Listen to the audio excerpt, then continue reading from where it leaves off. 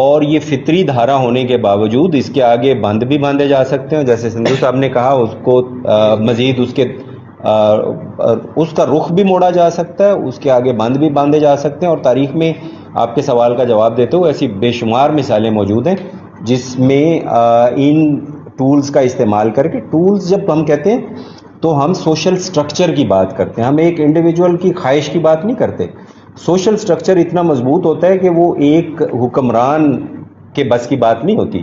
وہ social structure جو ہے, وہ سوشل سٹرکچر بھی ایک سماج ساختہ ہوتا ہے, اور وہ اس کے پیچھے زبان ہوتی ہے, اور اس میں سے کچھ چیزیں ایسی ہوتی ہیں جو شعوری طور پہ بھی نہیں ہو رہی ہوتی. لاشعوری طور پر, جیسے سر نے ذکر کیا کہ ہماری تہذیب ہے, ہم مسلمان ہیں, تو ہم لاشعوری طور پر عربی اور فارسی کے الفاظ بول رہے ہوتے ہیں. یہ نہیں کہ ہم صرف اس کی شناخت کے لیے بہت سی اصطلاحیں آتی ہیں نا, تو وہ کچھ وہ آ رہی ہوتی ہیں. لیکن اگر میں اس کا ڈیپر جا کے انالیسز کروں نا, تو میں اس کو یہ سمجھتا ہوں کہ یہ اس طرح کے جو سوال کرنا ہے وہ اصل میں اس دھارے کا رخ موڑنا ہے.